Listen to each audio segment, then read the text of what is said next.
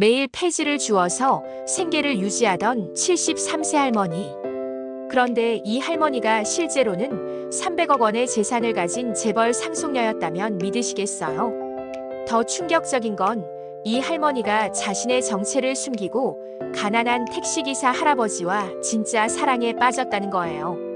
그리고 마지막에 남긴 유언장에는 300억 전 재산을 그 택시기사 할아버지에게 물려준다는 내용이. 지금부터 이 믿기 어려운 실화를 처음부터 끝까지 자세히 들려드릴게요. 중간에 나가지 마시고 끝까지 들어보세요. 정말 충격적인 반전들이 계속 나올 거예요.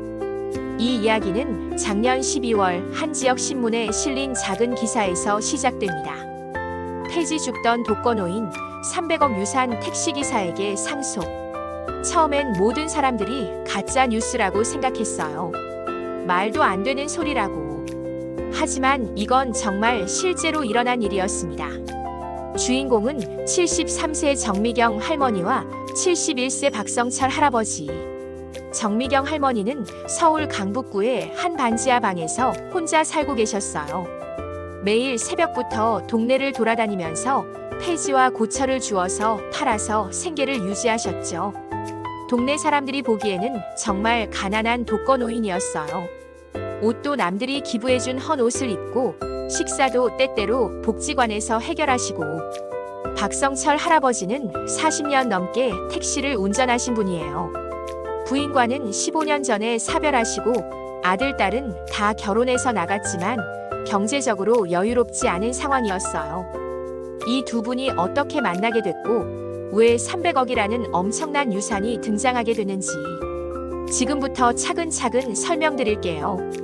두 분이 처음 만난 건 2년 전 겨울이었어요. 그날 서울에 눈이 많이 내렸는데 정미경 할머니가 평소처럼 폐지를 주우러 나가셨다가 길에서 미끄러져서 넘어지신 거예요. 무거운 폐지 더미까지 들고 있던 상황에서 넘어지시니까 일어나기가 쉽지 않으셨죠. 그때 마침 박성철 할아버지가 택시를 운전하고 지나가다가 이 광경을 보신 거예요. 바로 차를 세우고 내려서 할머니를 일으켜드렸어요. 할머니 괜찮으세요? 다치신 데는 없고요. 정미경 할머니는 괜찮다. 신경 쓰지 마라 하시면서 황급히 일어나려고 하셨는데 발목을 삐끗하신 것 같더라고요. 박성철 할아버지가 병원에 가보셔야겠어요. 제가 모셔다 드릴 게요라고 하셨는데 할머니는 병원비가 없다고 극구 거절하셨어요. 그때 할아버지가 제가 모시고 가서 치료비도 제가 낼 테니까 걱정하지 마세요라고 하시면서 방광제로 택시에 태우셨어요. 병원에서 검사 받으니까 다행히 큰 부상은 아니었고 단순 염좌였어요. 치료비를 할아버지가 대신 내드리고 집까지 데려다 드렸어요. 그때 할아버지가 할머니 사는 곳을 보고 정말 놀라셨다고 해요. 반지하의 정말 작은 방에 난방도 제대로 안 되고 할머니 혼자 이런 곳에서 어떻게 사세요? 할머니는 괜찮다. 혼자 살기엔 이 정도면 충분하다고 하셨지만 할아버지 마음에는 뭔가 걸렸어요. 그 다음 날부터 박성철 할아버지가 할머니를 찾아뵙기 시작했어요. 어제 다치신 발목은 어떠세요? 처음엔 할머니가 경계하셨어요. 갑자기 왜 자꾸 찾아오나 싶어서. 하지만 할아버지가 정말 순수한 마음으로 걱정해서 오시는 게 느껴지니까 점점 마음을 열기 시작하셨어요. 할아버지는 택시 운전하면서 틈틈이 할머니를 찾아뵀어요. 가끔 따뜻한 음식도 사다 드리고 겨울이라 추울까봐 핫팩도 가져다 드리고. 아이고, 왜 이런 것까지 사오세요? 돈 아까운데. 할머니, 제가 혼자 살아서 이런 거 할 사람이 없어요. 할머니한테 해드리는 게 저도 기분이 좋아요. 할머니도 점점 할아버지를 기다리게 되셨어요. 평생 누군가가 자신을 챙겨준 적이 없었는데 이렇게 따뜻하게 대해주는 사람이 있다는 게 신기하셨던 거죠. 3개월 정도 지나면서 두 분은 정말 가까운 사이가 되셨어요. 할아버지는 택시 운전 끝나고 거의 매일 할머니를 찾아뵙고 할머니도 할아버지 올 시간이 되면 문 앞에 나와서 기다리고 계셨어요. 동네 사람들도 할머니한테 좋은 분이 생기셨네 하면서 흐뭇하게 바라봤어요. 하지만 정미경 할머니에게는 아무도 모르는 비밀이 있었어요. 사실 할머니는 가난한 독거노인이 아니었습니다. 할머니의 본명은 정미경이 맞지만 원래는 전국에서 손꼽히는 재벌가의 외동딸이었어요. 할머니 아버지는 1970년대부터 건설업으로 큰 성공을 거둔 정주영 회장이었어요. 실제 현대그룹 정주영과는 다른 분. 정미경 할머니는 어려서부터 최고급 교육을 받으며 자랐어요. 외국 유학도 다녀오고 20대에는 사교계의 꽃이라고 불릴 정도였죠. 그런데 25세 때 인생이 완전히 바뀌었어요. 아버지가 정해준 재벌가 아들과의 정략 결혼을 거부하고 가출을 한 거예요. 당시 할머니가 사랑했던 남자는 평범한 회사원이었어요. 아버지는 그런 남자와 결혼하면 딸로 인정하지 않겠다고 하셨고, 할머니는 그럼 인정 안 받겠다고 하면서 정말 집을 나왔어요. 그 남자와 결혼해서 30년 정도 평범하게 살았어요. 아이는 없었고 남편이 10년 전에 암으로 돌아가신 후 혼자 지내고 계셨던 거예요. 그런데 왜 300억 재산을 가진 재벌가 딸이 폐지를 주우며 살았을까요? 이유는 할머니의 고집 때문이었어요. 아버지와 연을 끊고 나온 이상 절대 그 돈은 쓰지 않겠다는 신념이 있으셨던 거예요. 아버지가 돌아가신 후에도 유산 상속을 거부하고 변호사들이 연락해도 받지 않으셨어요. 내가 집을 나올 때 이미 모든 걸 포기했다. 그 돈은 내 것이 아니다. 그래서 정말 가난하게 사신 거였어요. 박성철 할아버지는 할머니의 이런 과거를 전혀 모르셨어요. 그냥 어려운 환경에서 혼자 사시는 불쌍한 할머니라고만 생각하셨죠. 만난 지 6개월 정도 되면서 할아버지가 먼저 고백하셨어요. 할머니, 저 할머니를 정말 좋아해요. 나이 들어서 이런 감정을 느낄 줄 몰랐는데 할머니만 괜찮으시다면 저랑 같이 살지 않을래요? 할머니는 깜짝 놀라셨어요.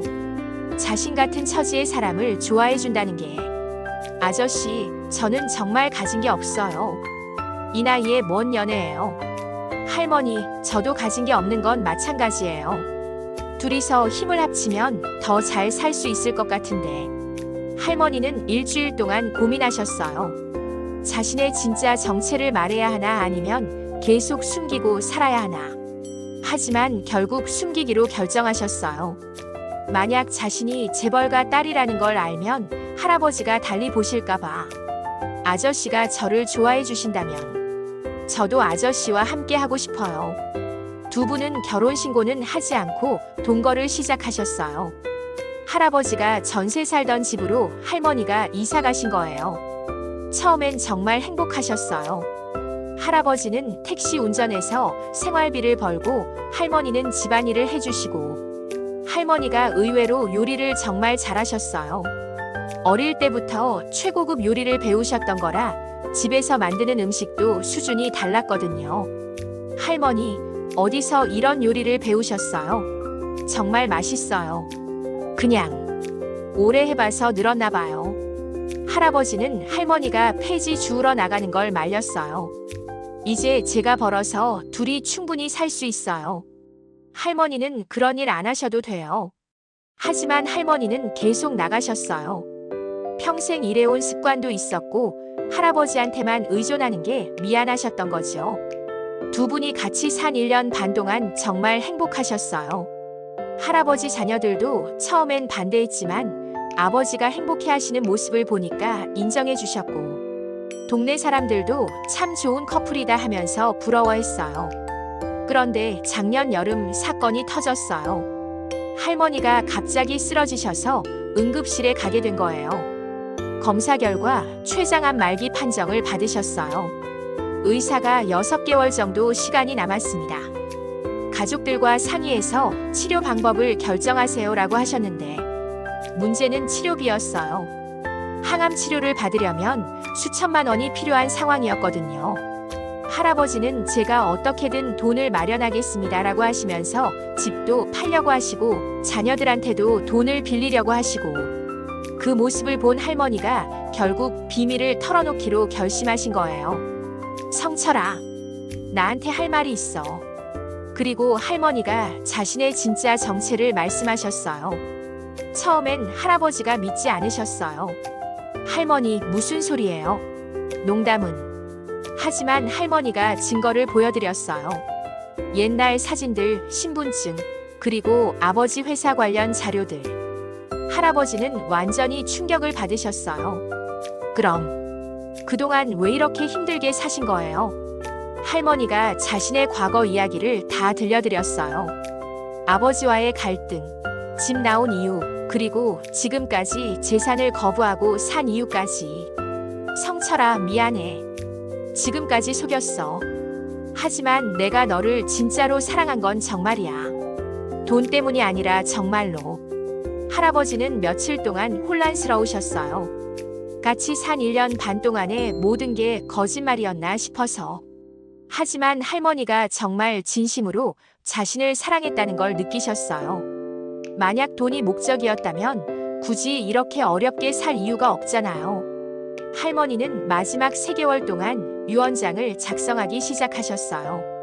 변호사들이 찾아와서 상속을 받으시면 300억이 넘는 재산입니다라고 설명했지만 할머니 결정은 확고했어요. 내가 죽으면 그 모든 재산을 박성철에게 물려준다. 변호사들이 혈연 관계도 아닌 분에게 전 재산을 상속하시는 건 문제가 될 수 있습니다. 라고 했지만 내 재산을 누구한테 주든 내 마음이다. 성철이가 아니면 안 된다. 할머니는 유언장에 이렇게 적으셨어요. 박성철에게. 당신은 내가 누구인지도 모르고 나를 사랑해줬습니다. 가진 것 없는 할머니를 이렇게 소중하게 여겨주는 사람은 당신뿐이었어요. 이 재산을 당신이 받아서 행복하게 사세요. 그리고 가끔 나를 생각해주세요. 작년 12월 할머니가 돌아가셨어요. 할아버지는 정말 슬퍼하셨어요. 돈보다는 할머니를 잃었다는 것 때문에. 유언장이 공개되면서 이 사건이 언론에 알려졌어요. 처음엔 모든 사람들이 의심했어요. 택시기사가 재벌 할머니를 꼬셔서 재산을 가로챈 거 아니냐고. 하지만 조사 결과 할아버지는 정말 할머니의 정체를 몰랐다는 게 밝혀졌어요.